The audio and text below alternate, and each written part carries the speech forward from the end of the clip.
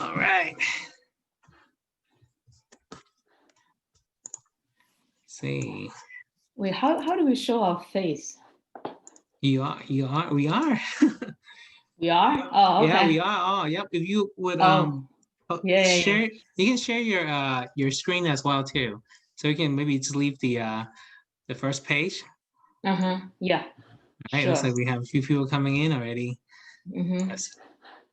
Cindy, Emily, hello. Welcome to another webinar. Oh, I should hear recording, right? Or are you recording? You are actually recording already. Yeah, it's recording. Yeah. Yeah, that's so perfect. We're Okay. Let's wait a few more minutes for the rest of our attendees to arrive. And in the meantime, I'm throwing out a poll just to it's kind of fun poll to kind of see whether how you think whether the economy is going, what type of investment you're doing, so forth. It's kind of fun. It's anonymous, so but I will share the result in a few minutes. By the way, you can see my yeah, I can see your lap. Yep, I can see the front page. Yep. Okay. Actually, this is going quite smoothly this time. No technical issue, knock on wood. Well, hopefully my network is good. Yeah, it's actually pretty smooth. Did you get a new headphone? I didn't see you wear that before. I actually have several. This one is wireless noise canceling headphone. Yeah, from my work. It's actually 5th anniversary gift from my company. Oh, that is nice. Yeah. Yeah, and with my name. It has your name. What? Where is it? Just go on the top of the band? I think it's somewhere here. I think. Oh, that is really cool. Wow. Yeah, I guess we can all splurge a little bit on the telecommuting equipment. So probably be home for a little bit while. All right, that's a Boeg's here. Hello, Boeg, Vivek. Hello, hey, Vivek. Hello. I'll just give another few more minutes, maybe 2 more minutes. Again, I throw out a anonymous poll just for fun. So feel free to put in your answers. If you don't feel comfortable, that's okay too. We share with everybody what the result is. Oh, actually, I haven't updated this poll. There should be a question that the real estate market might actually go up quite a bit, especially the single family market. So, mental notes for everybody.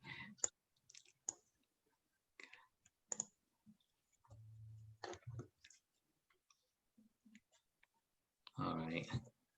It is 5:03, so I think it's probably a good time to get going. But first, I'm going to show you the polls that we got so far. And it looks like feel free to take a look at that. So it looks like there might be still a few people think the economy hasn't quite recovered. That's including myself. But feel free to take a look at that. So with that said, let's get started here. So welcome everyone for joining another Coast-to-Coast webinar. This is our, I believe, the 14th. And we've been doing quite a bit of webinars since the pandemic started. Actually, it's almost the end of October. So we have quite exciting to talk about this topic about why investing in multifamily real estate. And it's kind of a subject that is dear to my heart because that's kind of what I've been living and breathing for the last year and a half, just learning about multifamily. So we decided to put together this more of a fundamental series for those who might already be investing in real estate. They might have a single family or just get it started. I think this would be a great subject.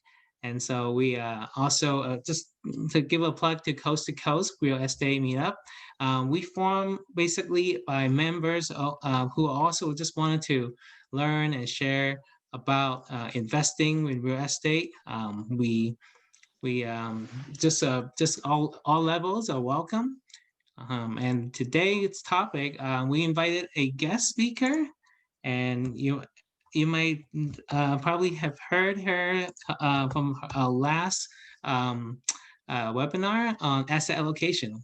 Yeah, why don't you go ahead and go to the next slide and maybe introduce yourself. Hi, everyone. My name is Yan. I work in New York, live in New Jersey. Just three things to highlight about my experience.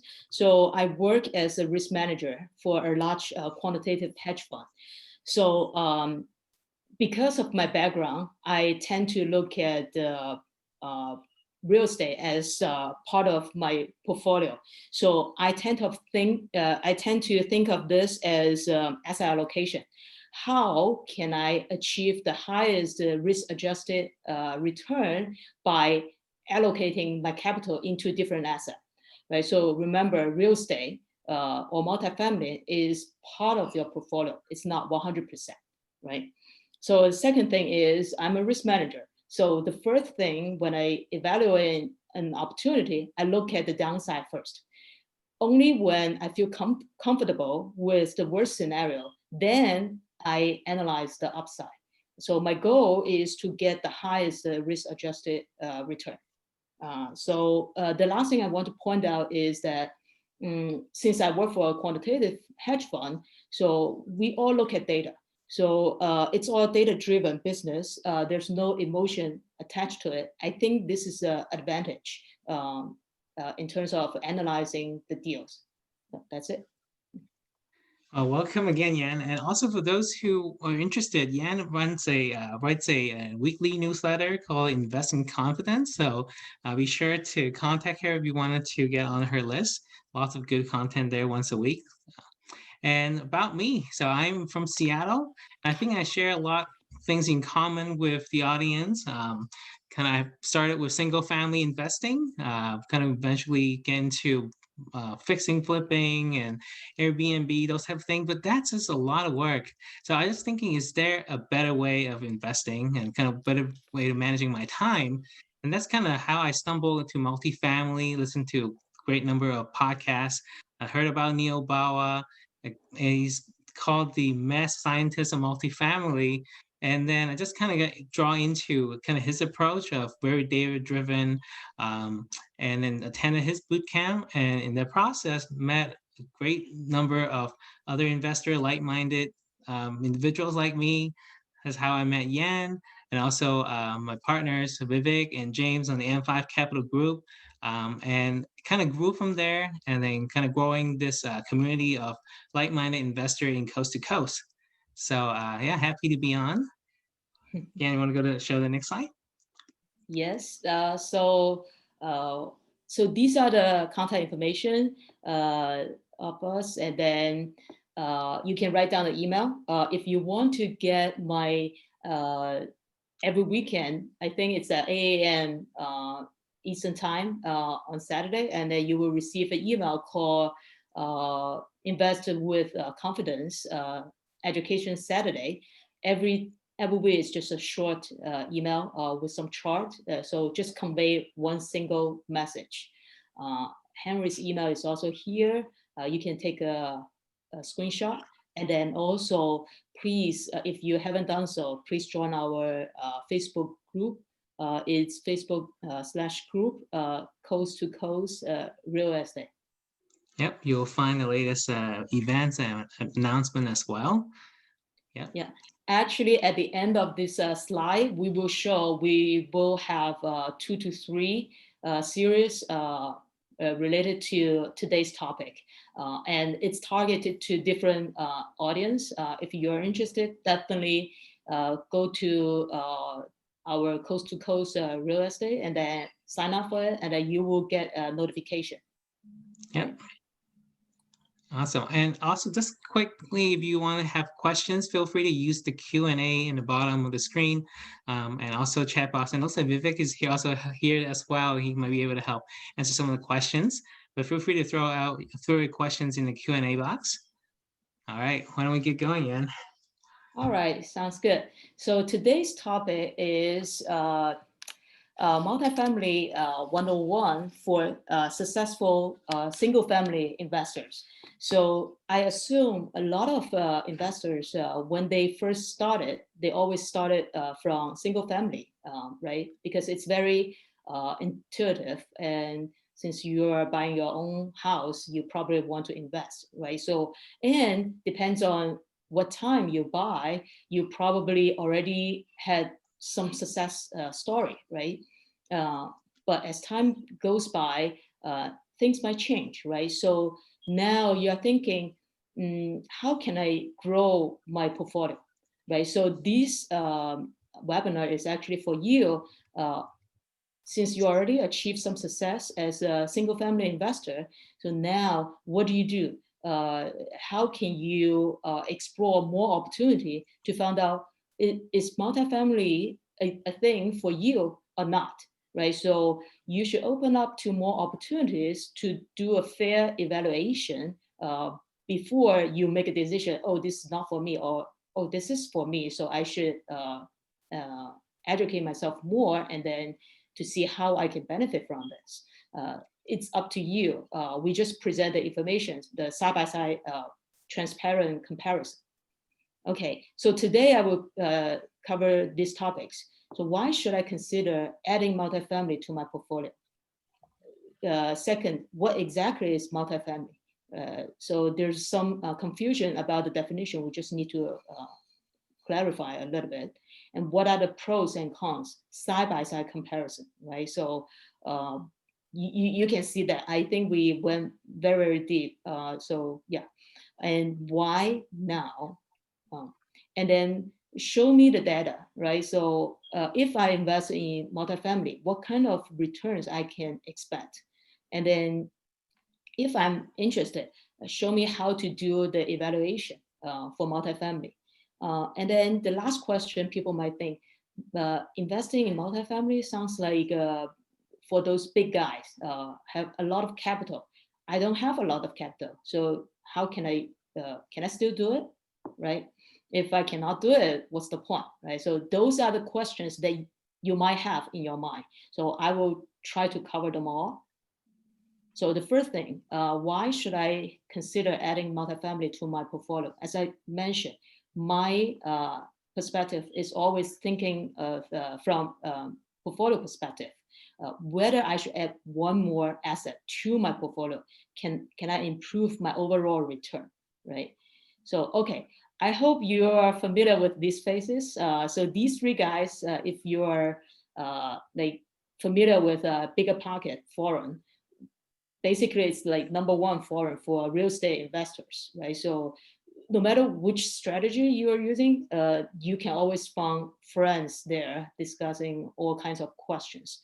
So these guys, they often talk about, okay, you can solve more problems with more tools under your tool belt, right? So that's why you need to open up and constantly learning new things, and then decide whether this is for you or not.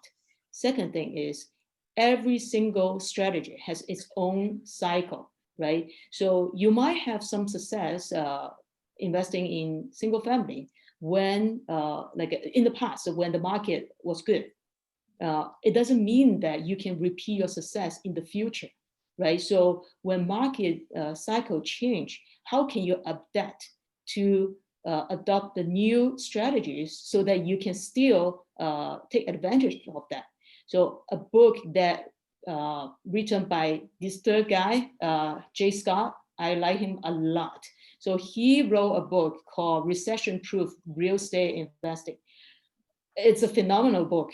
I highly recommend you to read it, especially now. I think I read it in 2019. At that time, recession wasn't even close, but people were talking about, okay, looks like we are at the peak. So people talk about the probability of maybe there's some recession, but there's nothing like a COVID in their mind. But now, if you read it, you might have different opinion. Like he talked about different strategy, which one works for which market cycle, right? So it definitely will open your mind. Yeah. So that's why you need to open to learn more new things and then decide whether this is for you or not. Second thing, what is multifamily?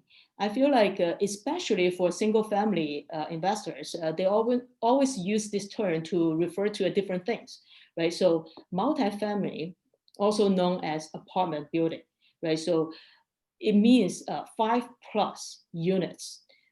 And for single-family investors, when they said multifamily, most of the time they mean like 2 to 4 units. However, it's actually not what we meant here, because when you borrow money under 4 units, it's always treated as residential. It's just like single family. But above 4 units, it's considered as a commercial. So it's multifamily. We refer to this definition, okay? And what separates single family and multifamily is the economy of scale. This is very, very important concept. 1+1 does not equal to 2. It's bigger than 2. And I will explain what's different. So a lot of things can be done for multifamily, but cannot be done in single family space, just because it does not have this economy of scale. Okay, now this is important part, the side-by-side comparison. Okay, so first, take a step back. Close your eyes. Imagine as a single family landlord, right? So what is your experience? What is your frustration? What is your headache? What I can think of is several aspects. First, property management. Okay, I hate getting tenants call to fix the toilet at 2 a.m. My single family are all over the place because, well, I built up my portfolio over the years, right? So it could be I buy it here and there, and over the years it's all over the place. I can't manage them by myself because it's just spread out, okay? Or, yeah, I want to find a good property manager, but it's just so hard to find it. Even if I can find it, it's too expensive. Second thing is the vacancy. So once the lease is up, it might take 2 months to find a qualified tenant, right? So that means for 2 months, I'm paying the mortgage, but I don't have cash flow coming in. Remember, single family, your vacancy or occupation rate is always either 0 or 1, okay? Another thing is valuation. So how much my house is worth, it might depend on your neighbor's house, okay? Or my neighborhood is just too expensive to buy. I cannot find any good investment. Or I used to find good deals in my neighborhood, but now more and more people found out about it and more capital just came in. I can't repeat my previous success. So what should I do, right? Or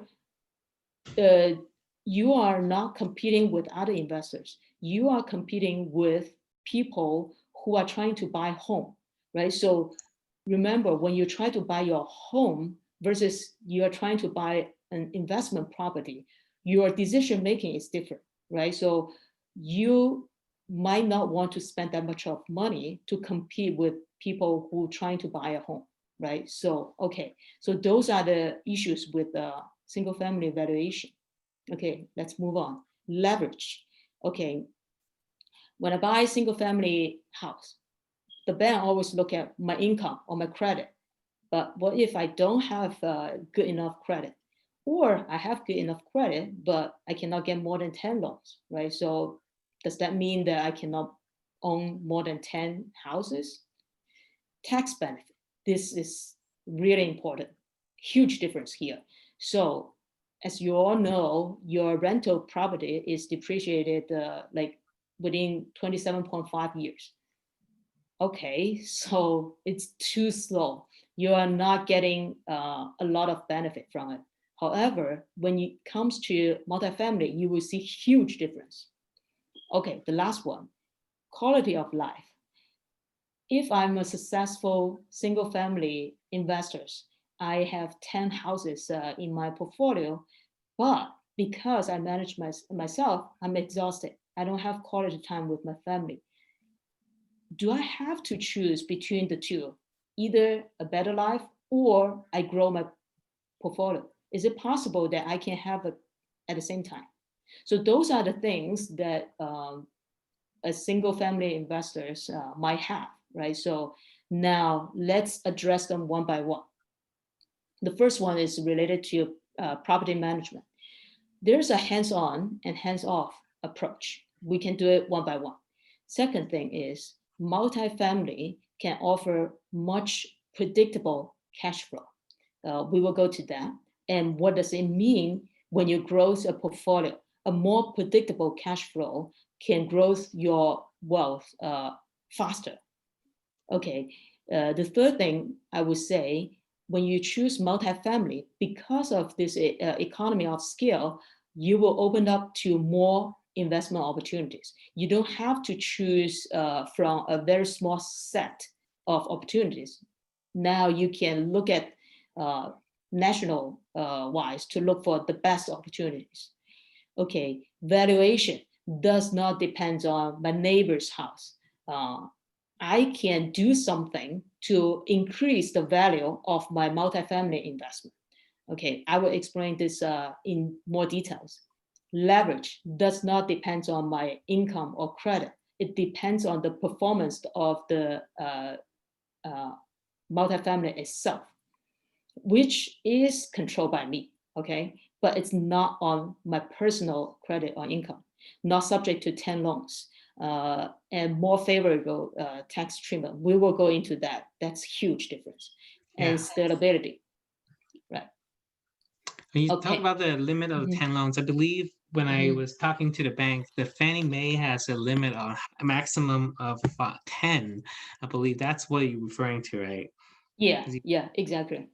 Right. So it's kind of put a ceiling on how much you can grow your real estate business. Yeah, exactly. All right. So, okay, let's jump on to the first one. Should I self-manage my property? So on the left-hand side are the reasons a person don't want to self-manage their property. On the right-hand side are all the reasons that somebody think they should self-manage, right? So, okay, depends on whether you're handy or not, whether you enjoy it or not, whether you have better use of your time, like, okay, I have a high paying W-2 job, or I don't have a limit, I'm self-employed, or I would rather to spend the time to be with my family, or I would rather to spend the time to grow my portfolio instead of fixing toilets or faucets. And also another thing I mentioned, that if your property is like spread all over the place, then traveling to fix properties might be time consuming, right? So there's no way around it. Okay, so you should do this assessment with yourself, whether I should self-manage or not. However, I want to point out that it all boils down to your capability, your personality, and what matters to you, right? And second thing I want to highlight is that just because you can, it doesn't mean you should. The right way to think about it is that what is the best use of my time, right? So if you calculate it, what is my hourly pay, right? So if you have a high W-2 job, you can easily calculate it, okay, how much hourly I'm paid. If I spend this hour fixing the toilet, I should get at least this amount of money. But if I'm not getting it, hire someone to do that, right? For example, a lot of admin stuff, I don't like enjoying it. I rent my 2 family units. I hire a VA in Philippines to do it for me. So I don't have to promote my own rental property, right? So that's good use of money, like investment, because I can free up to do this educational stuff. I really enjoy it, right? The last thing is work on the business, not in the business. So what's work on the business? Growing your business, growing your portfolio, not in the business, like fixing the toilet, fixing the faucet. Right? So those are the things that you need to consider when you do this assessment, whether I should self-manage or not. Second thing is we mentioned that predictable cash flow, right? So if you have one single family, if the tenant move out, then your vacancy become 100%. If the tenant is here, it's 0. It's always binary, either 0 or 100%. If you have 10 units, one single tenant move out, you have 10% vacancy. If 20, that's 5. If 100, it's 1, right? So imagine you have a multifamily, like an apartment building. What is the chance that 100 tenants move out at the same time? It's very, very low. So by having multifamily, you actually have more predictable cash flow and lower the vacancy rate. So the more predictable cash flow means lower vacancy rate, which means higher NOI, which we will talk about later. Okay, open up to more opportunities. Here, I want to highlight 2 types of mindset. It's all connected. So on the left-hand side, a lot of people have this fixed mindset. This is how they think, right? So I cannot afford professional property manager. So I have to self-manage. So if I have to self-manage, I have to buy the houses close by. For example, maybe within an hour's drive, right? So even though my local market already is very, very high, okay? So now I limit myself to suboptimal investment opportunities just because I cannot manage outside of my 1 hour driving distance. Okay, since I buy high, that means, okay, my margin for error is thin, so I have to work harder. Okay, what does that mean? That means I have less time with my family, more time with my tenants. Okay, you are thinking my family will understand that, understand my sacrifice. That's one way of thinking it. On the other hand, growing mindset, right? So growth mindset say, okay, how can I afford professional PM? Okay, it can only be possible if I have skill of economy, right? So if for some reason or whatever, I found a way to achieve that skill of economy, then property management itself is not a constraint. Now I can open up to invest in any place with reasonable price because I'm not going to manage myself. So what's the difference between investing in local market versus a more cash flowing market like out of state? Nothing, right? So because you're not physically managing your own property. All right. So if I can find a market that reasonable price, strong growing market, then I buy it right. Buy it right give you more room for error in the future, right? So then that means, okay, there's no compromise between having a quality life versus growing your wealth, right? So I really challenge you to think about these 2 mindsets. So you have to think backwards what exactly you want to achieve. Okay, leverage. On the left-hand side is single family. As we mentioned, it depends on your personal income or credit. And loan amount depends on the valuation of your neighbor's house. And it's 10 loans upper limit. Multifamily, first of all, it's shelved from loan liability. So it's non-recourse loan. Second, the value is based on the property's performance. It's NOI, we will talk about later. It's not on you. This is very, very important. It's not on you or on your neighbor's house. It's on the performance of the property, which you can improve. And there's no limit. Okay, tax benefit. This is very, very important, very, very important. So depreciation, this is how we can benefit from tax. So most of a single family, we are doing the depreciation using straight line depreciation. This is standard method. You depreciate like within 27.5 years. I don't know about you. I just feel impatient about this. Instead, we see a lot of accelerated depreciation in commercial space. So what does that mean? That means if you look at the chart here, So you front load the depreciation in the early years. So that means, for example, you invest in the multifamily, you can have, in year one, you can have positive cash flow, yet you still have paper loss in year one. Okay, that's the best combination.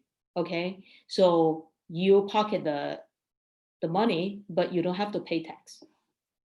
Okay, and by the way, that's how Trump only pays $750 a year for tax. And think about how much you pay. So yeah, it's all about this depreciation. All right, so how do we do this accelerated depreciation? So it's called bonus depreciation, and it's done through cost segregation study.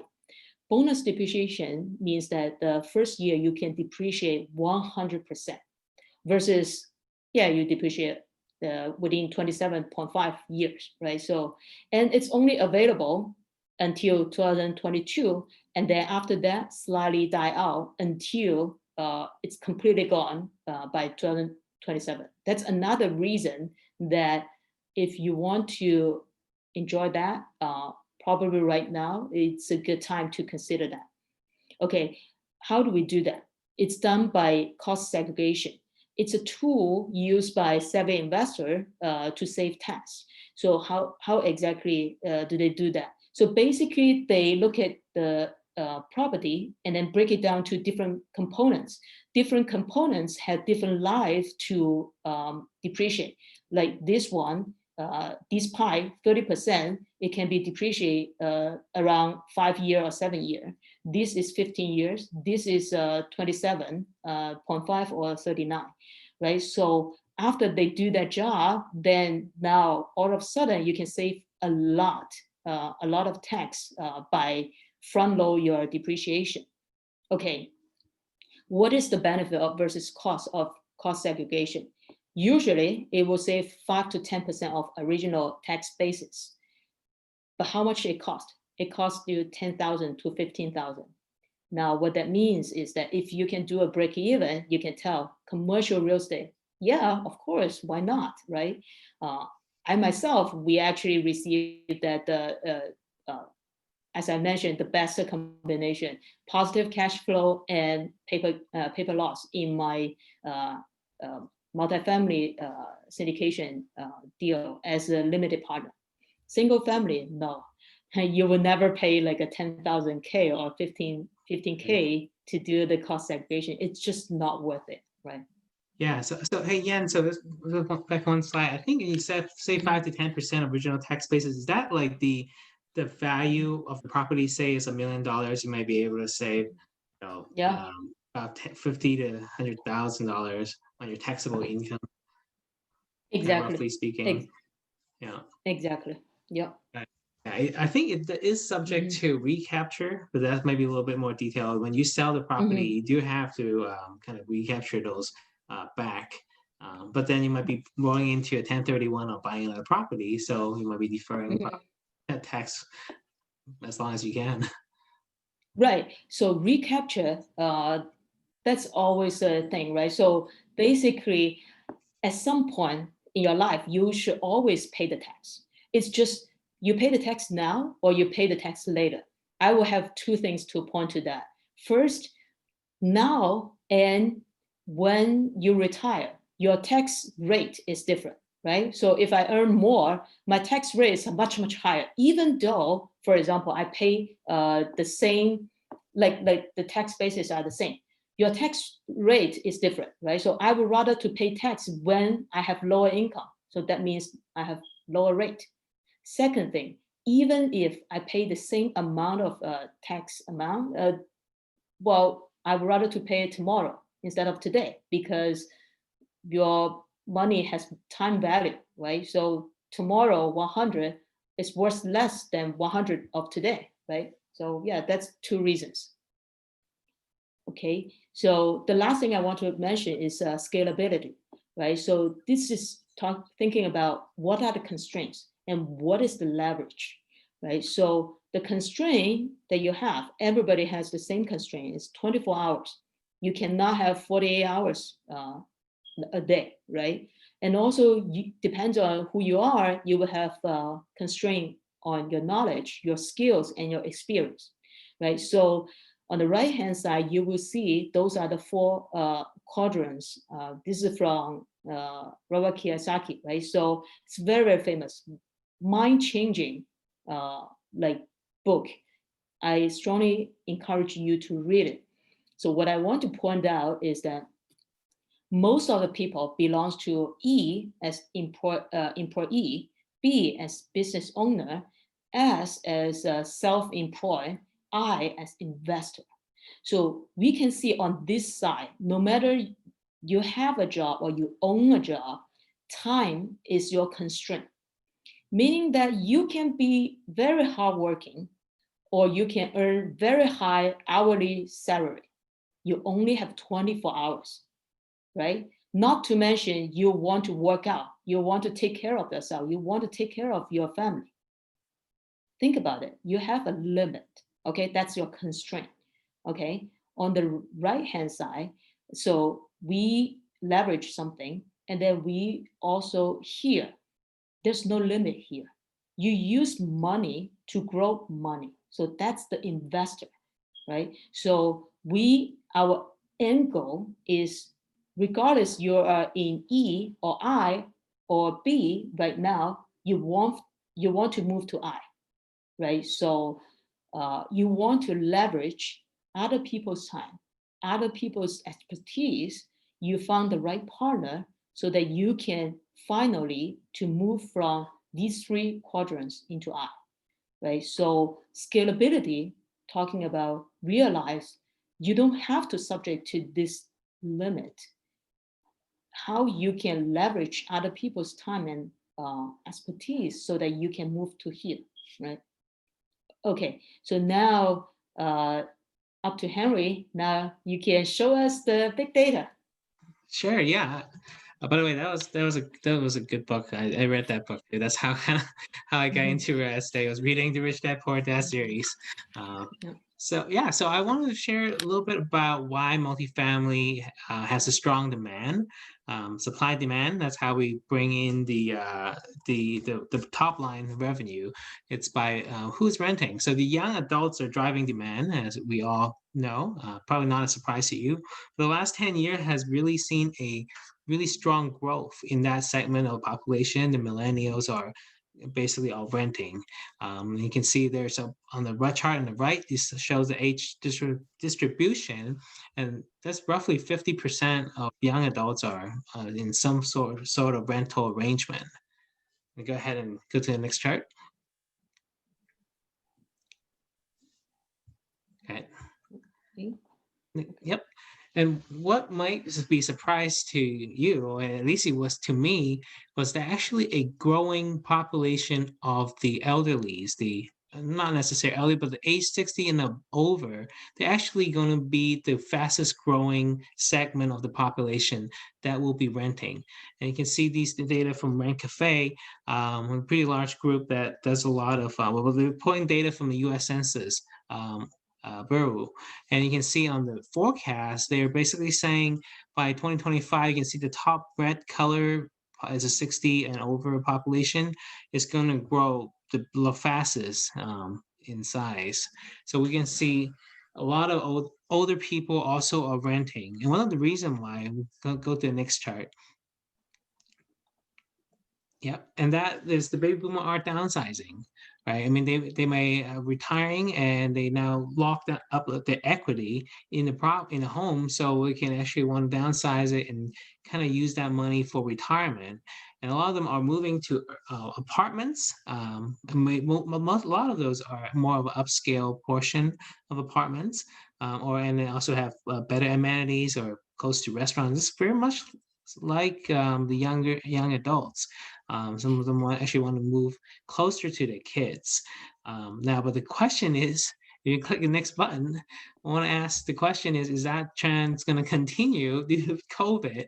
And well, I tend to believe that kind of we've kind of, if things revert to mean right now, even though people are talking about leaving, the cities and and in droves. We saw that in a lot of data.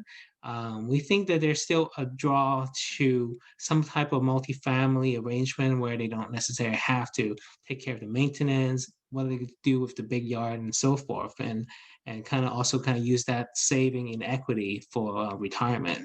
So we'll see how trend is going to go. But go ahead and click the next slide, please. And also another segment of population that are renting, again, no surprise, is the single household. And we're seeing that the family size are shrinking in the US. People are having less kids in general.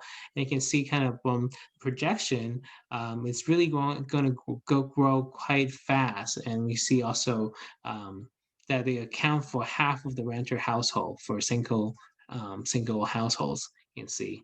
That makes sense because now your family size is smaller. You don't have to own a big house. You can just rent a small apartment. Right, and that's just not the U.S. That's pretty much everywhere, in the developed country as well. The U.S. Household size are just getting smaller. People have less kids. Um, Mhm. so yeah, I think that's the chart. Go ahead and you go on to the next one. And this Mhm. one is still it's about home ownership. We saw in the two big recession in the 80s and also in the Great Recession in the 2007 2008. Since then, home ownership fell quite dramatically. Those 2 point in time might have to do with rent people who are maybe lost their job or get not qualified for the loans. And right now we're in another recession. We don't know how long this one is going to last. It might be shorter. Um, but that might have an impact to kind of home ownership and there some people going back to renting. We don't know. I mean, we cover basically back in 2016 where we can see the home ownership spike, and especially in the last 6 months, we saw it really spiked. People are in drove going to find homes. With that trend continue, I'm not sure because one of the ceiling would might actually be affordability. As you can see on another chart that was kind of this red line superimposes the S&P Case-Shiller for home price index, and you can see it's pretty much going up and up. It's really baffled me how that's happening, but it is. And so, actually, for the single family investor, actually, it might still a growing trend. But will this trend continue, and people continue to be able to afford expensive homes? But that's a question. So I think Right. that is my kind of my last chart. I want to really go fast, but there's two things that I also want to talk about really quickly. I don't have a chart here. It's this. Before you, Yep. sorry, before you jump to that, I just want to highlight. I noticed this one is the highest historical high. Yeah, so Mm-hmm. that got me a little bit nervous.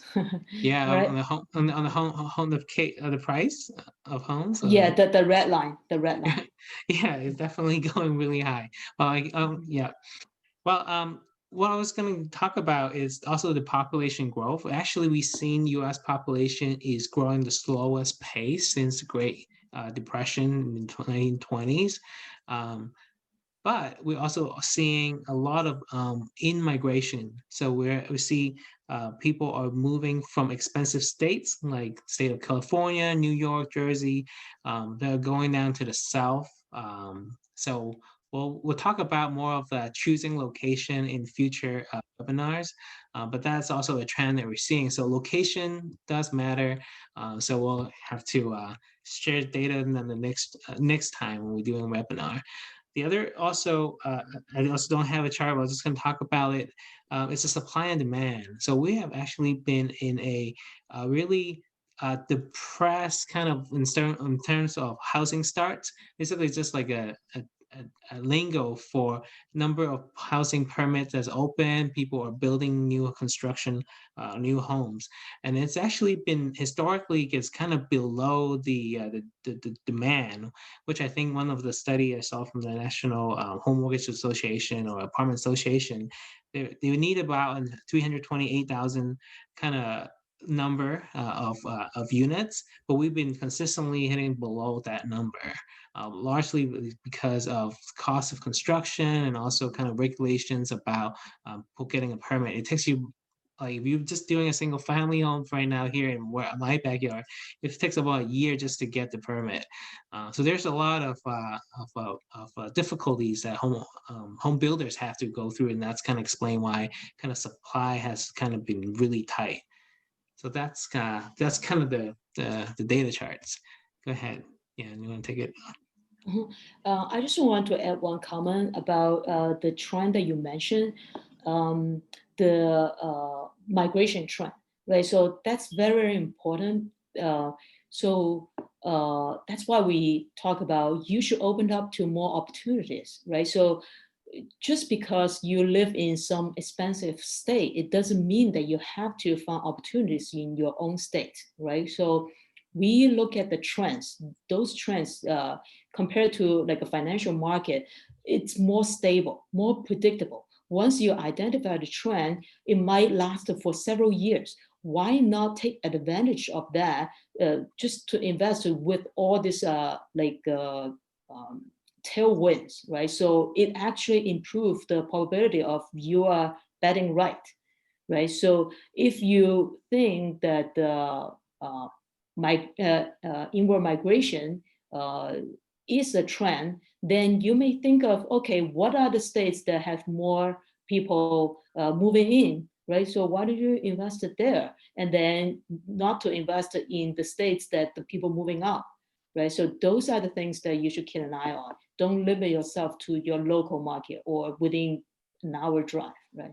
Yeah, because demographic is a secular trend, and like this chart says, it stayed pretty consistent. It's almost like you can kind of predict the future by looking at these long-term demographics and secular trends. Yep, yep, exactly. All right. So we talk about a lot. Now let's just look at the historical data. Okay, so this is everything is from REITs. So REITs is actually just public information. You can go to the website to get their data.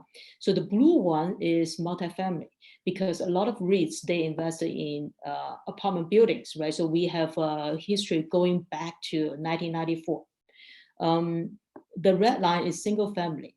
There's not much REITs focusing on single family because just because they don't have like scale of economy, right? So so here data only from 3 REITs invested in single family, and only from I think it's after 2015.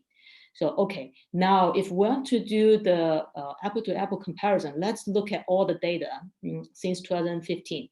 So this one you might not read it very, very clear. So the first one is annualized return. So the first one is multifamily. The second one is single family. Okay, multifamily is 11% since 2015. Single family, 16%. Okay, lower return for the multifamily. Okay, what is the risk? Risk is measured as annualized standard deviation. Okay, so 9% of multifamily. Okay, so 19% of multifamily. It's double.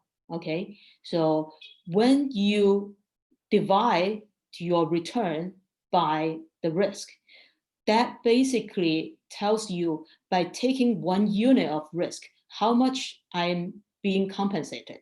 You want this number to be as high as possible because you are basically controlling the same risk and then see how high you can get the return. So greater than 1, that's perfect, right? So every single dollar you risk it, you get $1 back as a return. So multifamily, it's 1.14 because the risk is lower than the return. Single family on this side is lower than 1%, meaning that, okay, by taking 19% of risk, I'm only being compensated by 16%. That's average. What if you invested in here, right? So you suffer, right? Okay, okay, then we look at what is the lowest point, what is the highest point. Lowest point, multifamily is 3%.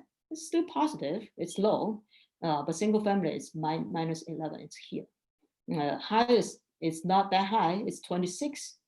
Single family, if it's this year, it's 44%, right? So it's all up to you because you have different risk tolerance. You might be aggressive because you're young, you don't have family, and then, yeah, you are willing to bet. It's all personal choice.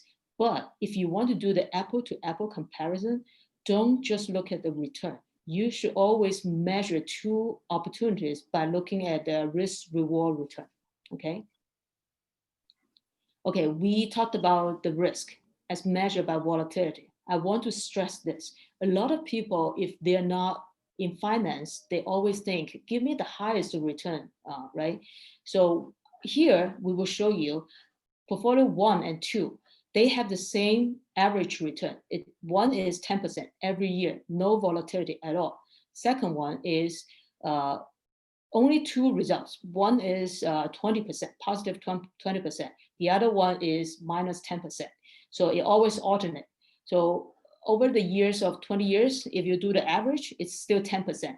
It sounds like they are the same, but it's not.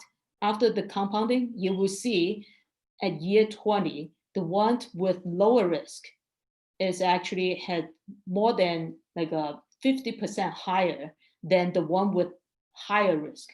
Okay, so that's why your risk is eating out your return over the long term. Okay, this is very important concept. That's why we don't just look at the return, we need to look at risk adjusted return. Okay, so now, how do we evaluate multifamily? As we mentioned, this is completely different than single family. Single family, if you buy the house, you know that your appraiser come in from 3 comps in your neighborhood and how much they sell for recently, and then that's the value of your house, right? But multifamily is a different story. So basically, you need to know two things in order to determine what's the value of your commercial property. First concept is NOI, net operating income. What is NOI? Basically, it's your rental income, subtract the operating expense, but before you pay any debt service or capital expense. So that's your NOI. So the expense are very familiar terms. It's like the single family, right? So this is your numerator.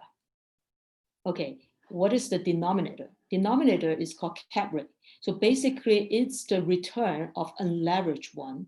So the lower the cap rate, that means the higher the value of your property, and vice versa. And this basically you cannot control.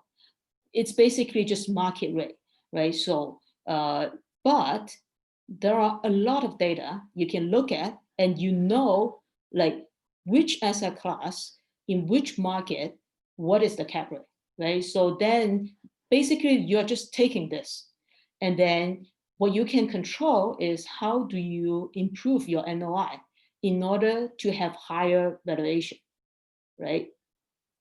Okay, let's give you a concrete example. So valuation, as we mentioned, is NOI divided by the cap rate.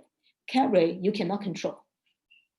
You can choose the market with a reasonable cap rate.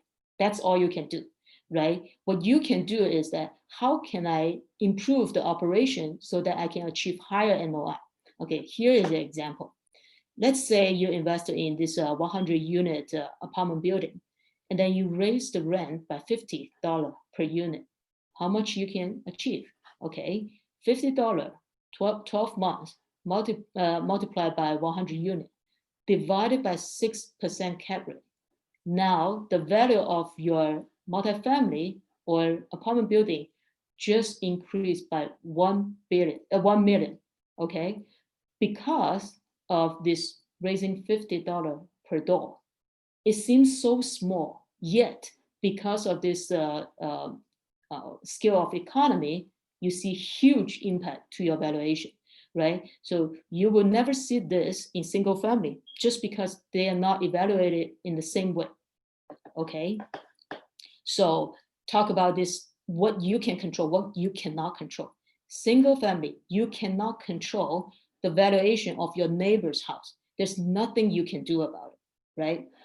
What you can control on the multifamily side is I can renovate I can bring, make it look nice, or I can add more appliance to it, more amenity to it, so that I can increase the rent, right?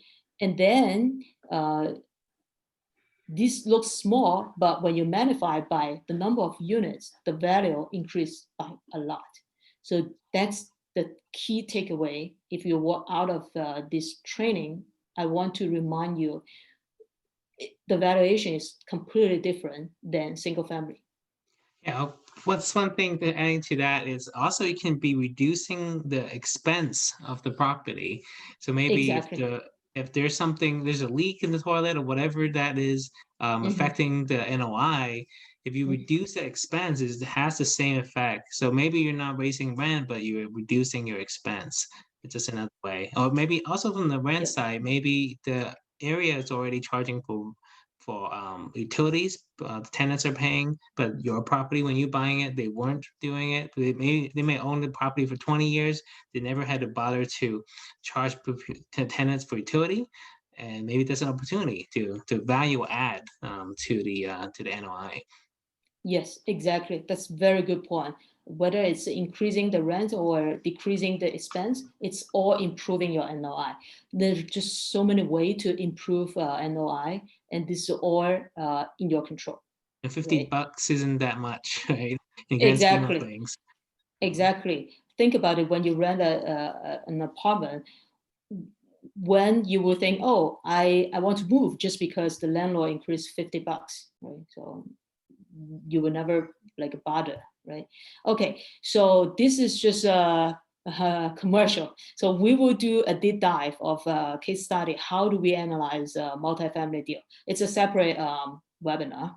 Um, just to recap, okay, so we talk about this, the difference between multifamily and single family, property management, uh, predictable cash flow, and then open up to more investment opportunities, valuation, completely independent of neighbor's house, and you can actually improve NOI by improving the operation side of it. And then leverage does not depend on you, it depends on the performance of the property itself, not subject to 10 loans, more favorable tax treatment, which cannot be achieved by single family. It's just not worth it. And then think about what has it to do with your quality of life, because you can scale it. Now you work on the business, not work in the business. This all make it possible because there's economy of scale, okay? All right, so the last point, people will say, you say a lot of good things about multifamily, but I'm a small potato. I don't have a lot of capital to invest in. How can I be part of? Okay, this is another commercial.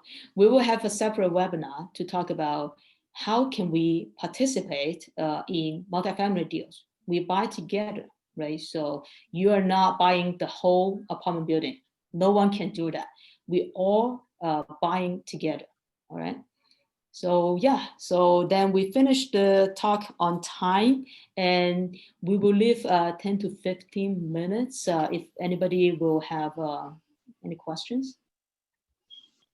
I'll start the question. So yeah, and I know you work in the risk manager kind of perspective. You kind of look at how you allocate assets. And now with this talk, what I'm getting understanding is you are advocating to add multifamily to your portfolio if you already own single family. Is Mhm. there a kind of ratio you think that's good, or maybe what how do you balance your portfolio? Right. So everybody is different, right? So I can only talk about this thought process, right? So, and I actually have a different webinar, which happened maybe 2 months ago, talk about this asset allocation, right? So start with your goal, right? So your goal and your constraint.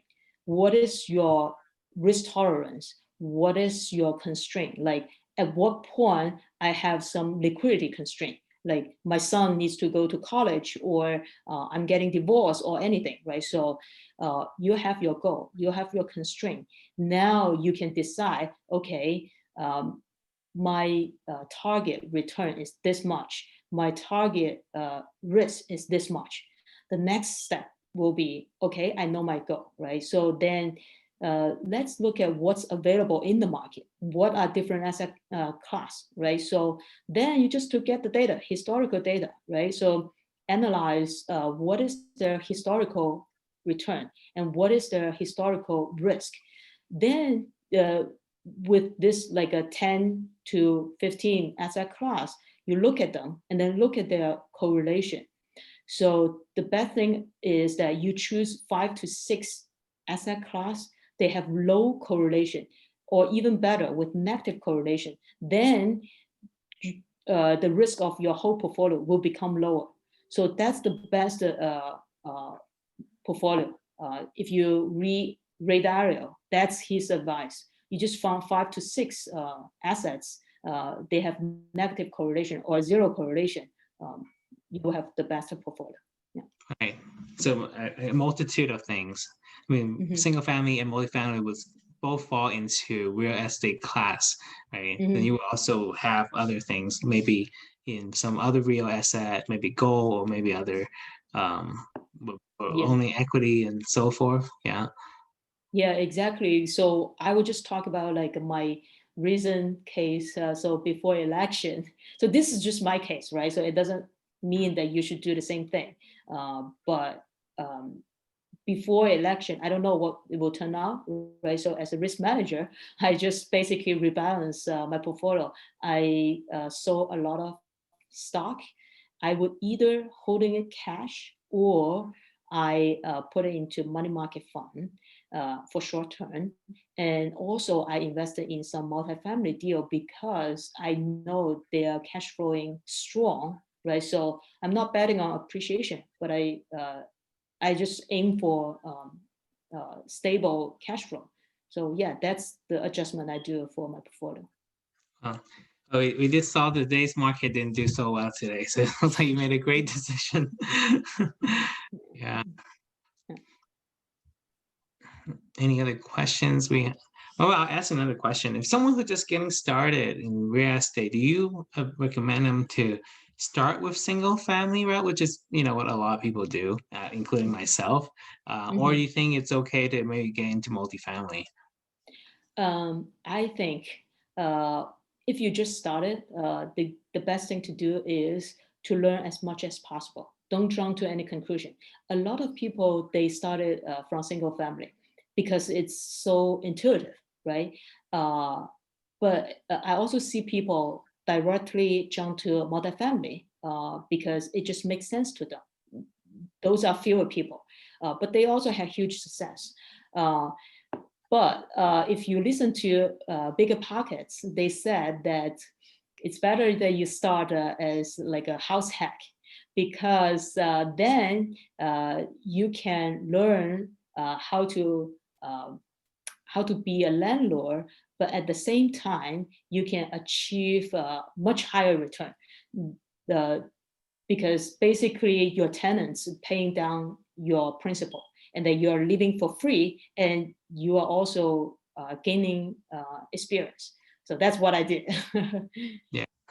No, I think it's definitely true. I mean, also investing in your family, especially, you can invest in yourself and in your family by living in a decent home. I mean, that's great. You can build equity while you're doing that as well.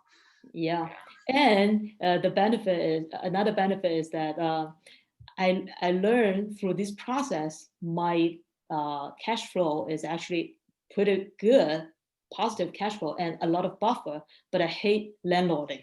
So that's another thing. You understand yourself, know what's your like a weakness, and try to do something that you're good at, like That's true. analyzing the deal. That's what I'm good at, looking at the data, and then just do investment, like nothing related to your emotion, just rational decision. that's my best use of time. That's Not why you're a fixing. professional risk manager. Not everybody can remove emotions out of their investment. But we do have a question. Hi, Nancy. We have a question from Nancy. Hey, Nancy. So her question is, does it make sense to wait till the second or third quarter of next year before adding multifamily to your portfolio? Just because it's hard to predict what renting vacancy situation will be. I would say depends on your time frame, right? So I think what we think is less likely to change, the demographic trend is less likely to change, right?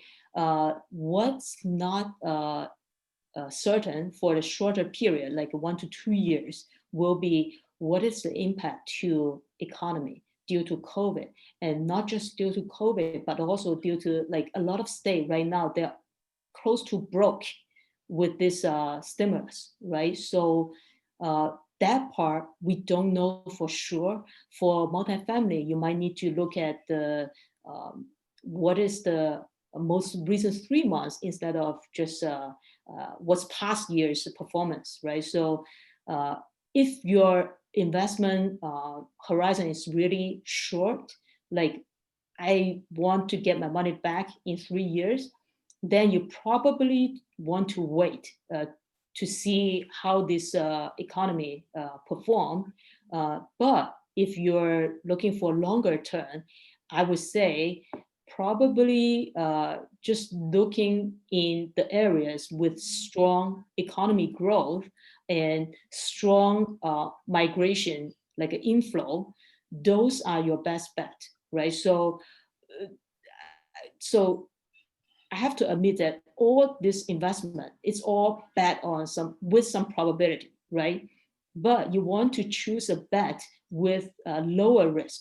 So relatively speaking, if you have to park your capital somewhere, right? So then you better to park it with the long-term trend, like where are those people moving? Where are those job growth, right? So those are the things. I think it's a safer bet. Yeah. And also I want to point out that doing nothing, sometimes you think is costless, but it might be costing you in the long run. Because imagine in the long run, because you're so scared to invest because there's always uncertainty, right? So to some extent, but if you don't take action, first of all, you will have inflation, right? So every year you're losing 2%. Second, you, even not for the CPI, your wealth also shrink compared to others, right? So if you invested in some opportunity, even though it's just gaining 3%, 5%, right, every year, in 10 years of time frame, your wealth will grow significantly versus you do nothing because you're so scared your portfolio actually shrink. So yeah, just be mindful. Yeah, I do feel that multifamily is probably one of the better asset class. I mean, compared to hospitality or retail, or maybe just kind of probably as good as I think industrial is another good one, just due to the trend of e-commerce. So a lot of these things we see is like kind of long-term trends. So I don't think, even though we are in a recession, by the way, during the recession, I think our at least the collection rate for multifamily has held up pretty well. I think it was I think I saw the last report in early October. I think collection is still at 90%. So it's still pretty solid, but you gotta be careful, like what Yan's saying about risk. You have to manage risk by buying the areas where you know that area is gonna be pretty well diverse, good job growth, and other things that would make it more recession resistant. There's no recession proof, but I think you can do a lot more study, and I think that's why we're gonna have a next Q&A or next event, right? So we're gonna do one where we can do case studies. I think we're gonna talk more in depth on kind of how to buy right. Right, exactly. That's actually my recent deal that I invest in. So it's a real case study. It's not a made up example. Yeah. That will be a fun one. I'm pretty sure of it. We've been doing a Yep. couple before the pandemic. We started a series called Co-Investing. We really just dive deep into the data and actually taking out the underwriting model, looking at every quantitative data on a particular apartment. We have data from CoStar and other sources. So it'll be a fun one. You just want to kind of understand how underwriting for multifamily works. Right, right. So I really like that because, as I say that again and again, what the sponsors tell you, they're truth, right? But they're just part of the truth, right? So what they don't tell you often end up to be more important than the things that they tell you, right? So it takes knowledge and experience to realize what they don't tell you, and you have to have independent thinking about, oh wow, if this deal is so perfect, what's the catch? Right. Yeah, those are things you're gonna watch out for, and that's why I think we have this coast to coast group is so we can kind of help educate each other, kind of look at the deals together in the co-investing group, so we can kind of see what we didn't see. Like Yan always can spot something that is you might not necessarily know unless you're kind of professional risk manager, kind of seeing a different angle. But you might bring something on the table if you're roughly managing or you know the location. There's a couple of audiences here are from Texas, and they can tell you, hey, you know what, this location is not good because say for Houston, the oil industry is tanking in this area. This is the oil town, or whatever reason that they may say it's good or bad for that area. So that's why I think it's kind of always fun to do a co-investing webinar. Yep, yep, exactly. All right, Awesome. so I think we are approaching 9:15 Eastern time. Do we have any other questions? And I think that's the last one. Well, thank you for everyone for joining our call. We're really excited to have this event, and we'll continue to do one again. So thanks everyone for joining us, and thank you, Yan, for a really good presentation. Yeah, thank you everyone for your time. And if you're interested, then definitely join our Facebook group. All right, so you will get notified if we have a series coming up. All right, thank you very much. Right. Thanks everyone. All right, have a good night. Here are matches. One night. Two.